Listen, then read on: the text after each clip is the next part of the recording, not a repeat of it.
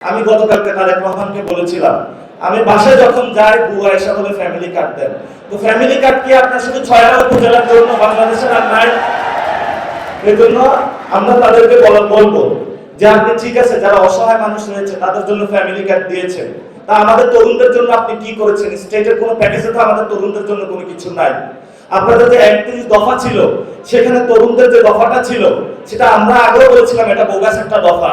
ইলেকশনের পর পর্যন্ত বাংলাদেশের 50% তরুণ, জীবন দিল তরুণরা, রক্ত দিল তরুণরা, তরুণদের রক্তের উপরে আপনারা ভর করে ক্ষমতায় গেলেন, ক্ষমতায় গিয়ে তরুণদের কথা ভুলে গেলেন। এটা হলো নিমকহারামি রাজনীতি। আমি তো সবসময় তোমাদের স্বপ্ন পূরণেরই চেষ্টা করব, আর সাথে তো এইচজেড আছে। এই ডিগ্রিটা তোমাদের জন্যই, তোমরা না থাকলে এটা কখনোই সম্ভব হতো না। AHZ ইউকেতে পড়াশোনার সেরা পছন্দ। এই জন্য সরকারকে আমরা আহ্বান জানাবো, আমরা তরুণরা অনেক কষ্টে আছি।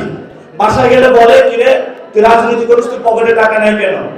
আবার এই হলো বাহিরে আসলে মানুষ বলে যে তোমাদের কাছে কি পাওয়ার আছে তোমরা আমাদেরকে দিতে পারবা? তোমাদেরকে ভোট দিয়েছি, ভোটটা তো হলো ডাকাতি করে নিয়ে গিয়েছো, ডাকাতদেরকে তোমরা কেন ধরো নাই? যেখানে যাই গার্লফ্রেন্ডের কাছে তরুণদের বলে তুমি আমাকে কবে বিয়ে করবা, তরুণ বলে যে আমার পকেটে টাকা নাই। আবার হলো ক্লাসের মধ্যে বিভিন্ন জায়গায় হলো ক্লাস শেষে আমরা বসে আছি, সেখানে হলো পড়াশোনা শেষ করি, চাকরিতে যাব, এই তুমি চাকরি করতে আসো, তুমি কি বিএনপির কোনো অঙ্গ সংগঠনে তোমার নামটা লিখিত আছে, তোমাকে আমি চাকরি দিতে পারবো না। তো এই যদি হয় তরুণদের অবস্থা, তাহলে আমরা তরুণরা কিভাবে বাংলাদেশটা ঠিক করব? এই জন্য আমরা তরুণদের জন্য একটি সাম্য, মানবিক মর্যাদা এবং ন্যায় বিচারের রাষ্ট্র চাই, যেখানে আমরা সুন্দর মতন বিয়ে করতে পারবো, পকেটে টাকা থাকবে আমাদের, যেখানে আমরা মা বাবার কাছে টাকা নিয়ে তুলে দিতে পারবো, যেখানে একটা নতুন বাংলাদেশ বসবাস করতে পারবো। এটা কোনো রকেট সায়েন্স না, এটা সিম্পল বিষয়।